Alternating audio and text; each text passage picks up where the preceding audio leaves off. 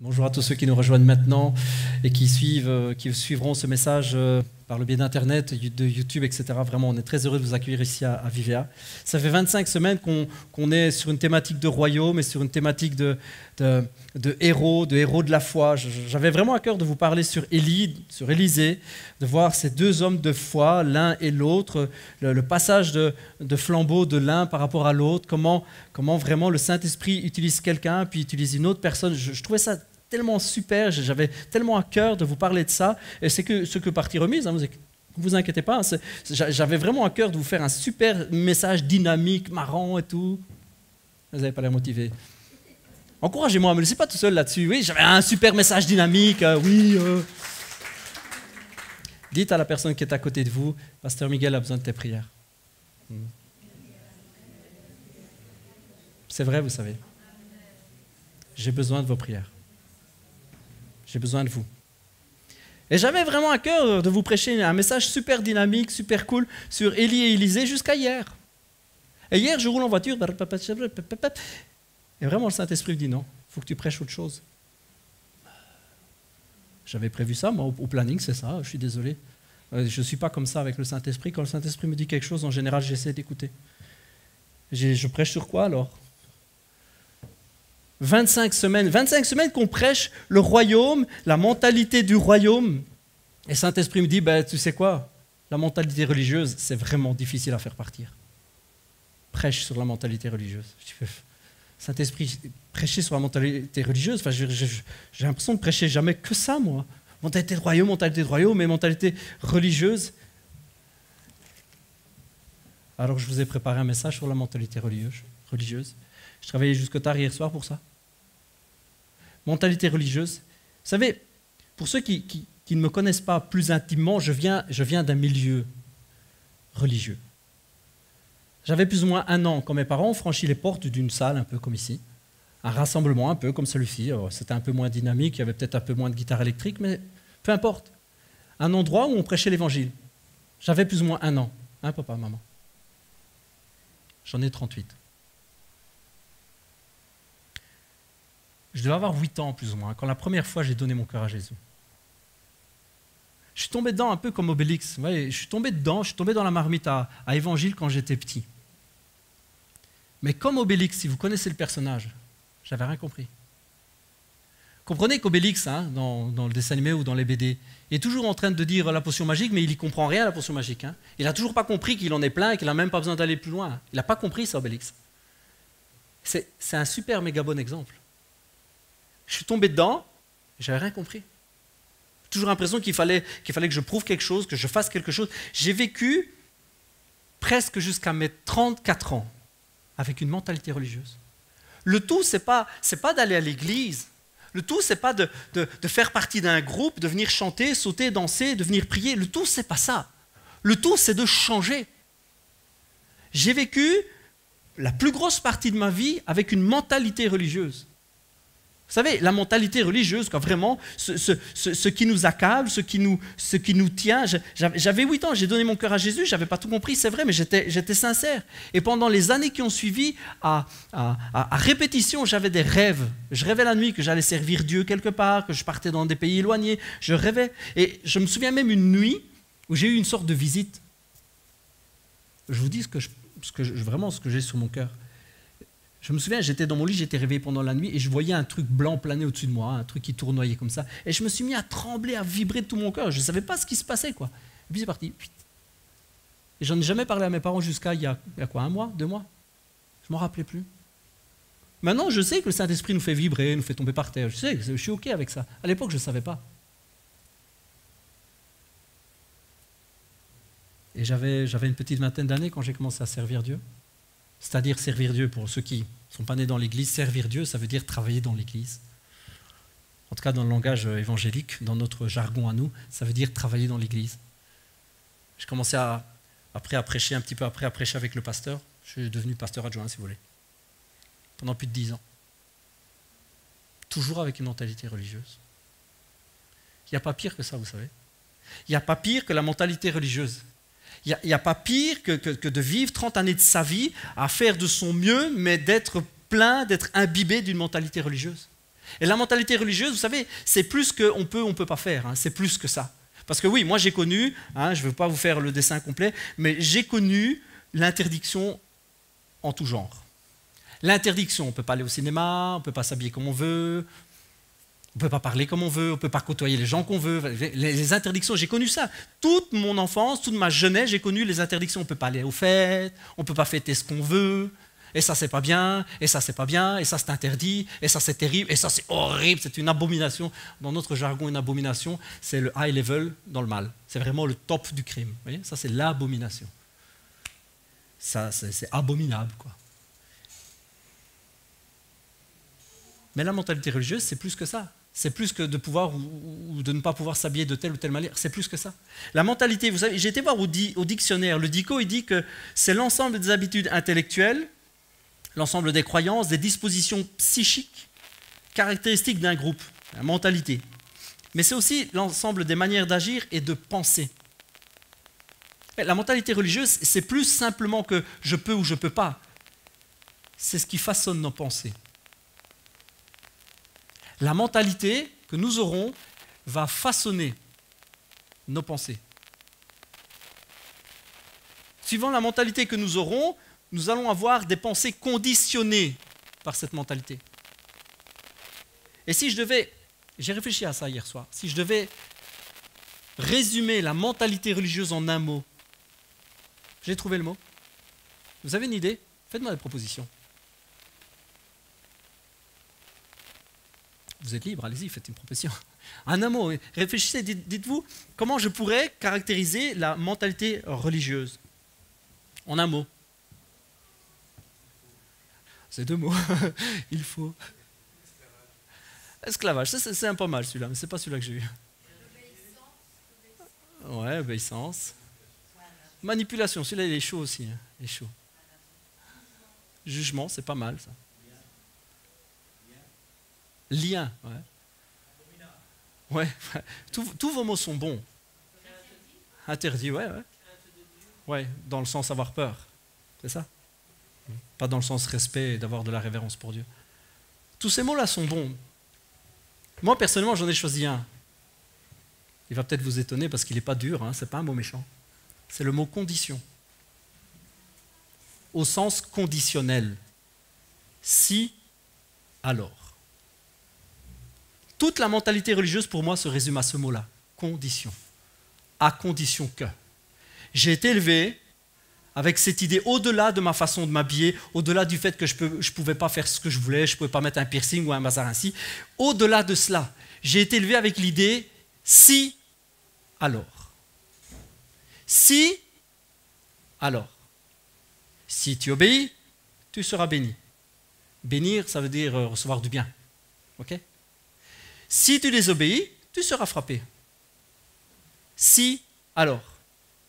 Ça, la religion. C'est la condition, le conditionnel sur tout. Tout est conditionnel. Et il a fallu que j'arrive à mes 34 ans, 33, 34 ans, que je sois vidé de tous mes rêves, de tous mes espoirs, pour que Dieu vienne m'apprendre le contraire. 8 ans, je donne mon cœur à Jésus, je suis tout chaud boulette, comme on dit chez nous. Pire qu'une baraque à frites. Je suis chaud. Et dans mes 12 ans, j'ai envie de servir Dieu. À 20 ans, je veux servir Dieu. Je rêve d'Afrique, je rêve de partir au bout du monde. Je rêve. Ça me tient éveillé la nuit, ça me tient en haleine le jour. Genre, à l'époque, je me fiançais à ma femme et je lui disais, ma chérie, enfin, c'était pour là, je disais Déborah, hein, je n'allais pas jusqu'à ma chérie, je partirai un jour servir Dieu. Je suis chaud. Je me souviens, on était dans une friterie, donc j'étais chaud boulette comme une baraque à frites. J'étais là dans une friterie, on partageait une mitraillette bien de chez nous. C'est vrai en plus. On était à la friterie de la crèche à Braine-le-Comte. Elle n'est plus là. Je peux faire la pub, elle n'est plus là. Et je lui disais, je partirai un jour jusqu'au bout du monde. C'est plus fort que moi, ça me tient réveillé la nuit. Ça fait des années que ça me court après. Et aussi loin que je me rappelle, Dieu me court après pour me dire, tu me serviras. Et j'étais chaud. 10 années plus tard, à peine. 10 années plus tard, de mentalité religieuse, j'étais vide de tous mes rêves. Vide de chez vide, j'étais sec. Vous ne pouvez pas imaginer ce que j'étais sec. J'avais perdu tous mes rêves. Toutes mes envies d'aller au bout du monde. Fini ça. Tout ça, c'était balayé par des années de mentalité religieuse. Si, alors. Si, alors, si, alors, si, alors, si, alors, ça m'avait détruit. Tu seras sauvé si, tu seras béni si, tu seras vainqueur si, tu seras guéri si. Si. Dieu exauce les prières si. Dieu t'aime si et seulement si. Vous voyez, au plus bas de ma vie, vraiment au plus bas, au pire du pire, Jésus est venu me montrer que c'était le contraire. La mentalité du royaume n'est pas basée sur le si. La mentalité religieuse, c'est la condition. Si, alors. Mais la mentalité du royaume, c'est un héritage, les amis. Un héritage ne demande à rien aux héritiers. La mentalité du royaume est un héritage. La seule condition qu'on demande pour un héritage, c'est que le gars sur l'héritage meure. Vous êtes d'accord avec moi? C'est la seule chose. On demande juste qu'il soit mort. Alors il y en a qui l'espèrent, qui disent j'espère que le vieil oncle sera mort, comme ça je pourrai hériter la fortune. C'est pas cool, c'est pas sympa. Et puis il y en a d'autres qui sont patients. Mais la seule condition, c'est qu'il meure. Le gars, sur le testament, doit mourir et on pourra hériter. J'ai une bonne nouvelle pour vous. Hein. Il est mort. Bon, il a ressuscité juste 3 jours après, c'est vrai, mais il est mort. 34 années de ma vie. Et je vous assure, cette semaine, je suis poussé par le Saint-Esprit. Je dis, mais Saint-Esprit, bon sang, ça ne va pas mettre aux autres 34 années de leur vie quand même. Je voudrais vous éviter 34 années. Avec des hauts et des bas, où vous perdez vos rêves. Je voudrais passer le reste de ma vie à dire aux gens qu'il ne faut pas attendre 34 années. Ça peut changer comme ça. La mentalité religieuse n'a rien à faire avec nous, n'a rien à faire avec Vivéa, n'a rien à faire avec nos cœurs. La mentalité du royaume, c'est un héritage dans lequel on rentre par la foi. Et je sais, et on me le dira 8 millions de fois. Est-ce qu'on peut préparer le passage de Deutéronome 10, SVP, version 8 secondes. On va me sortir des passages à tire-larigot, on va me sortir des passages conditionnels en disant, mais Dieu a quand même dit, quelque part dans sa Bible, il a quand même dit, si, alors. C'est vrai ou pas? C'est vrai, Dieu a dit ça. Deutéronome 10, et puis Deutéronome 30, et des passages comme ça, on pourrait en prendre plein. Pendant que l'équipe le recherche, je vais vous le lire déjà. Deutéronome 10 au verset 12. Maintenant, Israël, que demande de toi l'Éternel ton Dieu? Point d'interrogation. Si ce n'est que tu craignes l'Éternel ton Dieu, afin de marcher dans toutes ses voies, d'aimer et de servir l'Éternel ton Dieu. Ah, vous l'avez, c'est cool. De servir l'Éternel ton Dieu de tout ton cœur et de toute ton âme. Si ce n'est, encore une fois, que demande-t-il? Si ce n'est que tu observes les commandements de l'Éternel et ses lois que je te prescris aujourd'hui, afin que tu sois heureux. Si, alors, allez, tant qu'on y est, on prend le Deutéronome 30, à partir du verset 15. Deutéronome 30, à partir du verset 15. Vois, regarde, je mets aujourd'hui devant toi la vie et le bien, la mort et le mal. Car je te prescris aujourd'hui d'aimer l'Éternel ton Dieu, de marcher dans ses voies et d'observer ses commandements, ses lois et ses ordonnances, afin que tu vives et que tu multiplies, que l'Éternel ton Dieu te bénisse, dans le pays dont tu vas entrer en possession.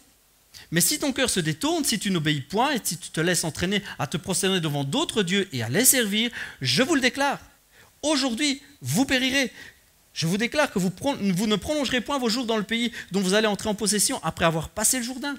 J'en prends aujourd'hui à témoin contre vous le ciel et la terre. J'ai mis devant toi la vie et la mort, la bénédiction et la malédiction. Choisis la vie afin que tu vives, toi et ta postérité, pour aimer l'Éternel ton Dieu, pour obéir à sa voix et pour t'attacher à lui, car de cela dépend ta vie et la prolongation de tes jours. C'est ainsi que tu pourras demeurer dans le pays de l'Éternel, que l'Éternel a juré de donner à tes pères, Abraham, Isaac et Jacob. Des passages comme ça, les amis, on peut en trouver plein. On peut en trouver plein. Apparemment, Dieu est au conditionnel. Juste entre vous et moi. Quand Jésus est venu combattre l'esprit religieux, entre vous et moi. Juste entre vous et moi. c'est qui qu'il est venu combattre? Si ce n'est que les gars qui essaient de suivre exactement ce qui est écrit là. Vous avez déjà réfléchi à ça? C'est qui les religieux que Jésus est venu combattre? L'islam? Ils n'existaient pas. Il est venu combattre qui? Les orthodoxes? Ils n'existaient pas, les copains, il n'y a personne qui existait. Ben ouais, les pharisiens. Et ils suivaient quoi, les pharisiens, les loulous? Ils essayaient de suivre ça au pied de la lettre. Hein. Vas-y, alors là, pasteur Miguel, je ne comprends plus rien. Si Dieu il vient se taper dans les pieds, s'il vient se flinguer ses propres pieds, s'il vient se combattre lui-même, non, il vient combattre la mentalité. Ça ne vous passe pas par la tête que la loi, c'était passager, c'était temporaire? Ah oui, excusez-moi. Les mauvais côtés de la loi, mais les bons côtés, non, hein, ceux-là non. Hein. On ne veut pas vivre la malédiction de la loi, mais la bénédiction de la loi, ça, on veut bien la vivre. Hein. C'est ça le problème. Le problème, c'est qu'on n'arrive pas à comprendre que ce sont des choses qui sont passées. La condition si est tombée sur Jésus. Il n'y a plus de si. Il n'y a plus de si, jamais tu acceptes et tu obéis. Jésus a pris le si. Il est sur lui. Jésus est mort pour que le si soit mort avec lui. Il n'y a plus de si, les amis. Il y a juste la foi. Il y a un verset qui dit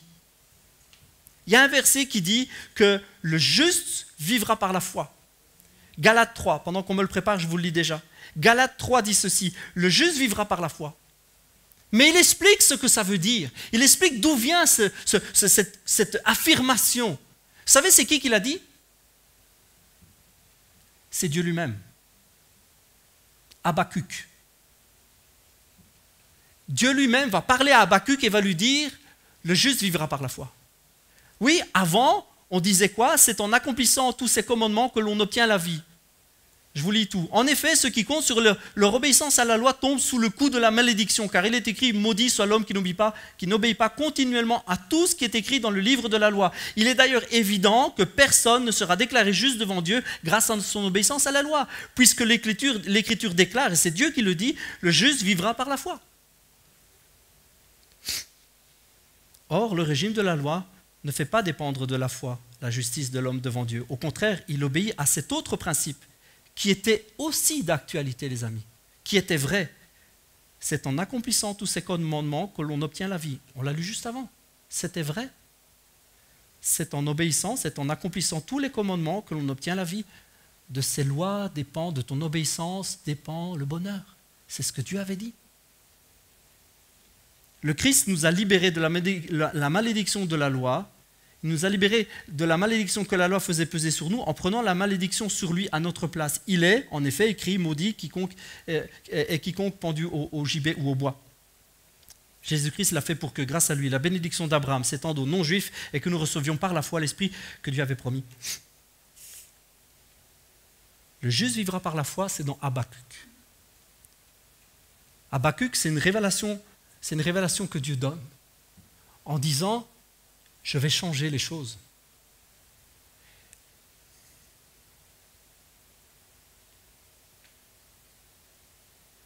Comment je peux vous le dire? Les choses ont changé. J'entends parfois des personnes, j'entends des gens me dire « Oui, mais toute la Bible est vraie. » Bien sûr qu'elle est vraie. Elle est vraie de la première à la dernière page. Mais elle nous explique elle-même qu'il y a des parties qui ne nous concernent plus. Comprenez l'idée, ce n'est pas que la Bible est fausse, ou ce n'est pas que la Bible se ment à elle-même. La Bible elle-même explique qu'il y a des choses qui étaient avant. Il y a des choses qui concernaient d'autres temps. Une autre alliance. Vous savez ce que c'est une alliance? C'est un engagement, un mariage. C'est une sorte de contrat. C'est un engagement. Il y avait une alliance. Dieu avait fait une alliance avec son peuple à l'époque, le peuple d'Israël. Il s'était engagé avec lui comme un homme et une femme s'engagent. Il s'était engagé.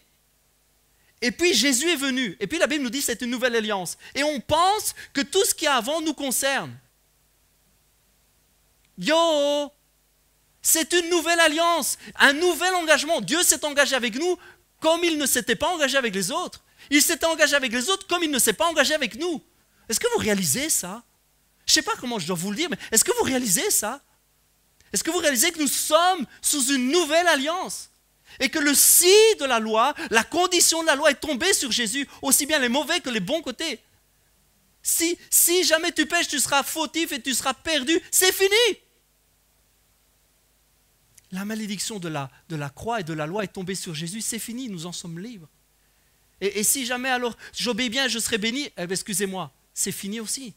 Ah, ça c'est embêtant, moi je voudrais bien être béni comme... Il n'y a pas besoin. On est béni par la foi en Jésus-Christ. On n'a plus besoin de tout ça, les amis. Alors je sais. Ah, je le sais, je l'entends presque jusqu'ici. Ah, ben du coup, on peut faire tout ce qu'on veut d'abord. BY. Profitons de la vie. Ah, on peut faire tout ce qu'on veut, on s'en fout. Si maintenant tu me dis, Pasteur Miguel, qu'il ne faut plus suivre les 10 commandements, alors moi, je claque la porte derrière moi, je m'en vais. Est-ce que je vous ai dit ça? Ah non. J'entends parfois des gens me dire, j'ai entendu cette théorie-là. Ah, mais Jésus est venu nous rendre capables d'obéir à la loi. J'ai entendu ça, plein de fois. Jésus est en fait venu pour nous rendre capables de satisfaire pleinement aux exigences de la loi. Alors, on prend un verset, on le chipote un petit peu, on change un petit peu l'idée, on change un peu le sens, et puis on le fait passer comme ça. Bon, oui, en fait, Jésus est venu nous rendre capables. Vous revenez en arrière.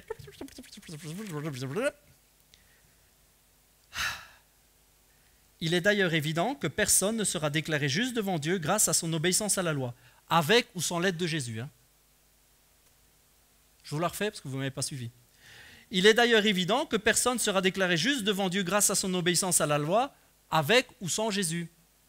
Avec ou l'aide de Jésus, ça ne change rien. Le passage dit que ce n'est pas l'obéissance à la loi qui nous sauve, qui nous rend juste. Ce n'est pas l'obéissance, avec ou sans Jésus. Ah, mais maintenant Jésus m'a rendu capable. Oui, mais alors tu changes le verset là, le loup.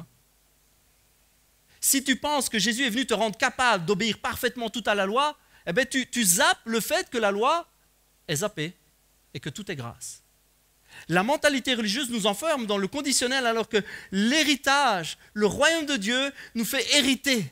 Nous héritons, nous recevons. Et ce n'est pas une question que Jésus nous rend capable de mieux maintenant obéir à la loi, non. Oui, mais alors, j'en reviens à ce que je disais tout à l'heure.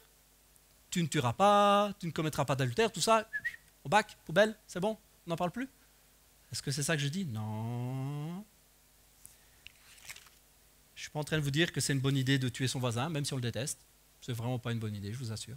Je ne suis pas en train de vous dire non plus que c'est allons-y, couchons à droite, à gauche, trompons nos femmes et nos maris, on s'en fout. Ce n'est pas ça que je vous dis. C'est toujours des très très très très mauvaises idées. Et si je voulais prendre encore une demi-heure, mais je ne le ferai pas, je vous expliquerai qu'en fait, tuer son voisin ou le détester, c'est exactement la même chose. Vous êtes au courant de ça? Tuer son voisin ou le détester, c'est exactement le même pour Jésus. Ah, mais moi, je tue personne, moi, monsieur. Oh, jamais de la vie.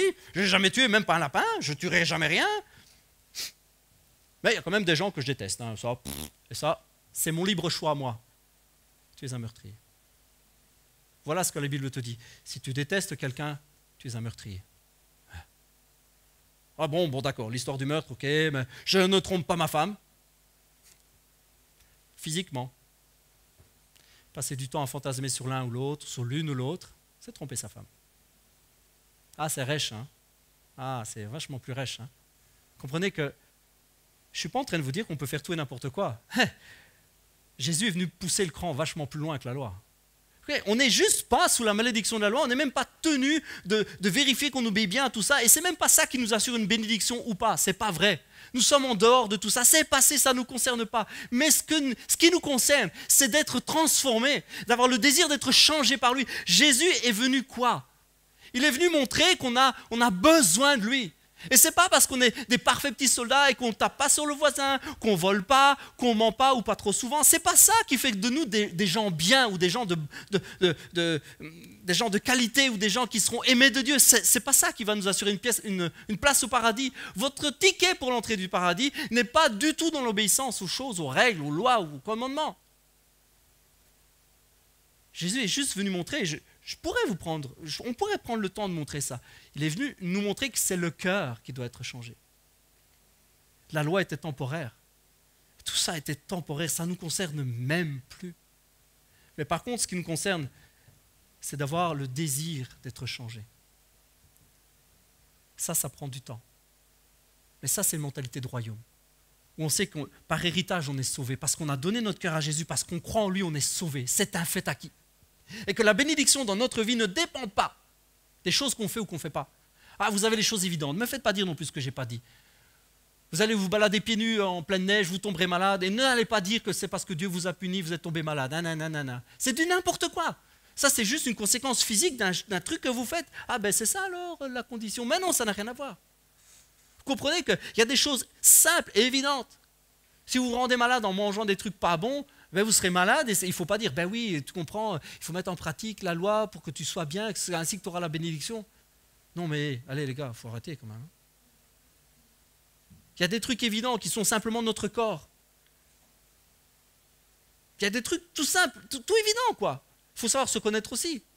Ah, je suis allé à la salle, j'ai forcé sur les haltères, puis j'ai mal là, puis ouais, tu vois, la salle, c'est pas bien. Ben non, c'est de l'effort que tu as fait. Si tu travailles physiquement, tu te feras mal peut-être au dos, mais essaie de travailler mieux, essaie de travailler moins fort. Et n'allez pas chercher là-dedans des lois, des règles, ou le fait que Dieu vous condamne, ou que Dieu ne peut pas vous bénir, et que par contre, si vous faites ceci, il vous bénira. Vous comprenez là où je veux vous emmener?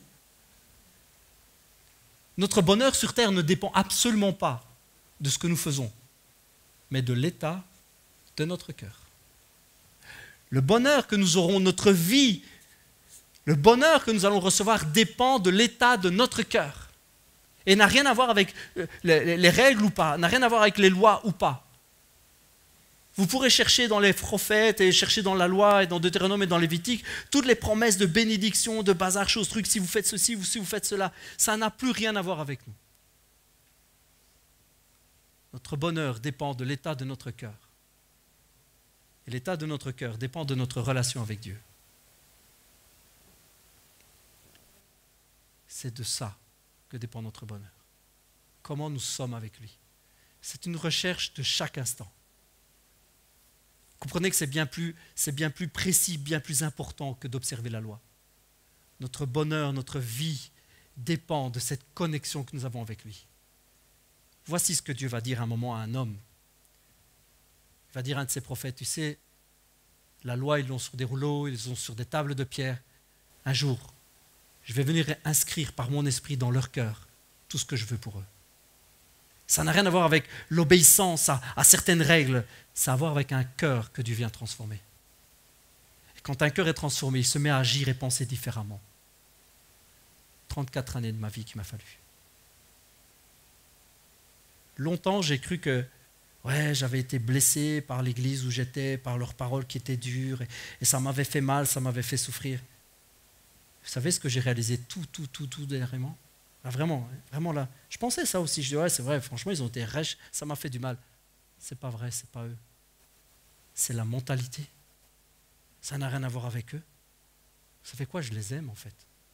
Bien plus que je les aimais quand je les connaissais là, et que je les côtoyais. Je les aime bien plus. C'est pas eux. Ce qui m'a fait souffrir, ce n'est pas les paroles dures de l'un de l'autre, c'est la mentalité dans laquelle on était. Mentalité pourrie, ouais. Une mentalité qui faisait que je devais gagner mon paradis, que je devais gagner mes bénédictions par mes efforts personnels. Je devais prouver à Dieu que je l'aimais pour qu'il m'aime en retour. Mentalité pourrie. Une mentalité religieuse qui a fait de moi un gars malheureux qui à 34 ans avait perdu tous ses rêves. Tous ces rêves, j'avais plus envie de rien. Et alors que j'étais au plus bas, Dieu est venu me dire, c'est l'inverse. Ce que je recherche, ce n'est pas des robots obéissants. Je ne cherche pas des bons petits soldats, les amis. Je ne cherche pas des gars qui obéissent bien. Je cherche des cœurs.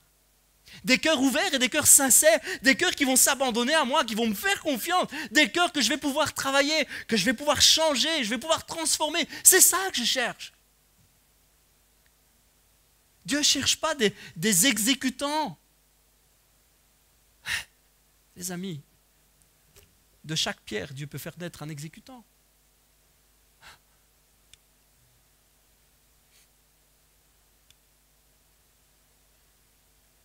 Ce que Dieu cherche, c'est des cœurs. Il veut juste des gens qui s'ouvrent à lui, qui lui font confiance et qui abandonnent une mentalité religieuse, une mentalité de jugement, une mentalité de condition et qui apprennent à lui faire confiance jour après jour, qui se donnent à lui, qui veulent changer le monde. 25 semaines que je vous prêche là-dessus.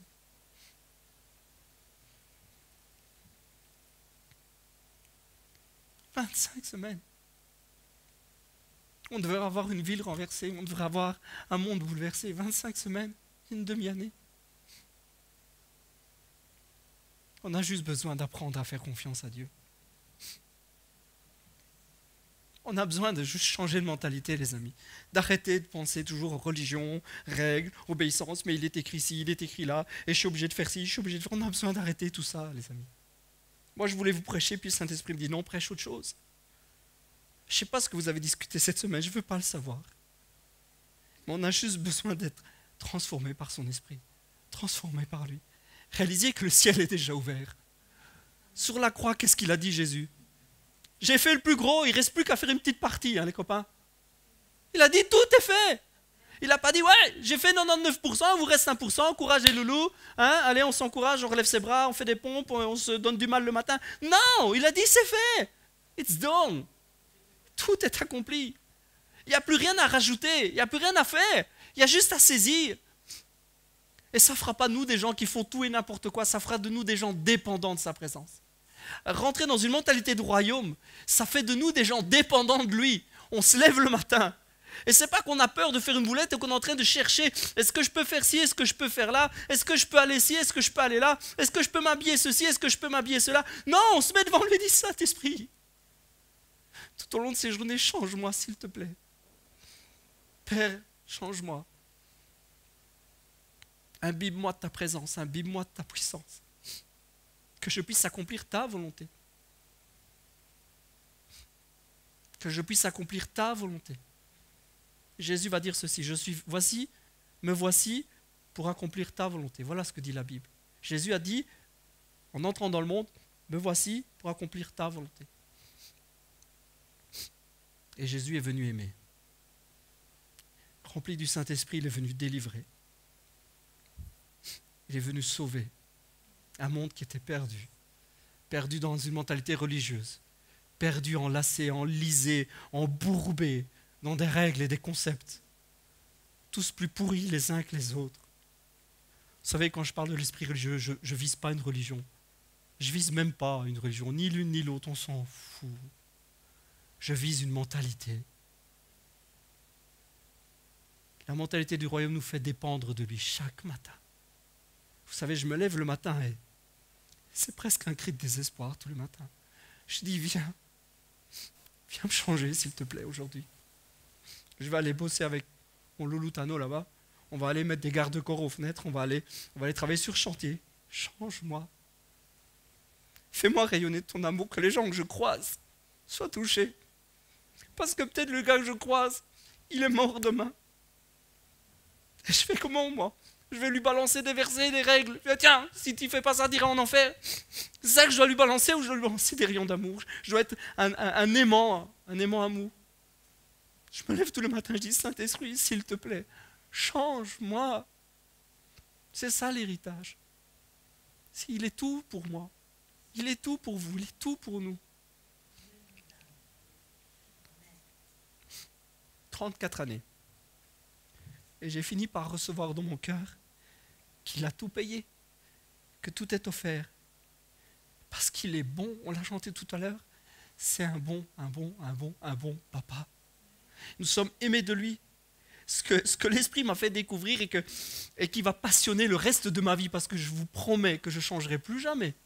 Ce qui va passionner le reste de mon existence, c'est qu'il est bon. Il est bon, il est merveilleusement bon, il nous transforme, il transforme la vie. Et vous savez ce qui transforme vraiment les gens? C'est la bonté de Dieu, ce n'est pas l'obéissance aux lois, c'est la bonté de Dieu. Dieu est tellement bon, il rayonne tellement de bonté et d'amour qu'à son contact, nous sommes transformés. Nous sommes transformés. David dira, par ta lumière, nous voyons la lumière. David était un homme selon le cœur de Dieu. Alors qu'il entre dans la présence de Dieu, je vous rappelle juste que c'était contraire aux lois. Hein. Il ne pouvait pas faire ce qu'il faisait. David faisait des trucs qui étaient contraires à la loi. Hein. Vous saviez ça? C'est limite quand même. Hein. Il mangeait des trucs qu'il ne pouvait pas manger, comme s'il était sacrificateur. Bon, on passera l'éponge, mais quand même. Il faisait des trucs qui n'étaient pas cool. Mais David savait, il avait un cœur différent. Il entrait dans la présence de Dieu et puis il dit, par ta lumière, pouf, je vois la lumière. Quand je suis dans ta présence, quand je tourne vers toi le regard, je suis rayonnant de joie. Il savait, il dépendait de ça. David dépendait de cela. Alors ma question, mon invitation, je ne sais même pas comment le formuler. Ce que je veux vous livrer, j'avais fait des notes pour ne pas oublier ce que je voulais vous dire, mais franchement, je voulais juste vous parler de mon cœur, je voulais juste vous livrer ce que le Saint-Esprit avait mis sur mon cœur. On va continuer cette super série. Ouais, on va continuer la super série. On va continuer avec Élie et Élisée à partir de la semaine prochaine, etc. Mais je voulais faire un break à la demi-année. Est-ce que vraiment vous êtes inondé de cette mentalité? Est-ce que vous voulez vraiment? Est-ce que vous voulez vraiment jusqu'au bout de vos ongles, est-ce que vous voulez vraiment avoir une vie transformée pour Dieu? Ça ne dépendra pas de ce que vous serez capable d'accomplir. Ça dépendra de votre cœur et de l'ouverture de votre cœur. Demandez à l'équipe de louange de venir, on va prendre un petit temps pour chanter encore et demander, on va prendre un temps pour prier, pour voir s'il y a des gens qui ne sont pas bien, qui sont malades, on va prier pour vous. Enfin, vous allez prier les uns pour les autres. Vous allez imposer les mains à la personne qui est à côté de vous si elle n'est pas bien. On va prendre un moment pour chanter, on va prendre un moment pour se mettre dans la présence de Dieu. Parce que si nous voulons vraiment changer, si nous voulons que ce monde soit impacté, ce monde soit touché, ce qu'il faut plus que tout, les amis, ce qu'il faut plus que tout, ce qui va faire la différence, c'est la relation que nous avons avec Dieu. C'est le fait d'être rempli du Saint-Esprit ou pas. Vous voulez plus m'écouter? Vous avez coupé mon micro.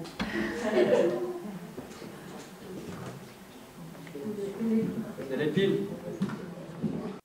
C'est parce que vous trouvez que je bouge de trop, alors il faut que je reste là. C'est pas cool.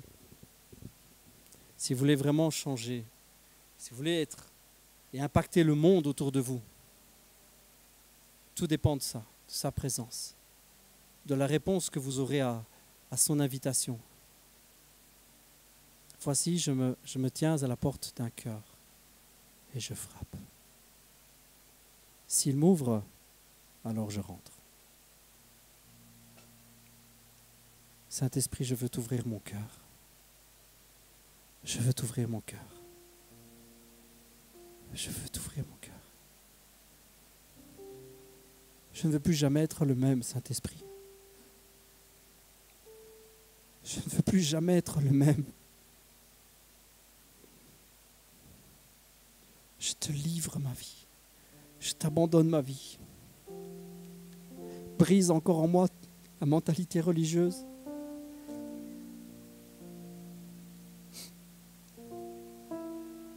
Je veux vivre le royaume. Je te livre ma vie. Je te livre ma vie. Merci Saint-Esprit. Merci d'agir encore cet après-midi.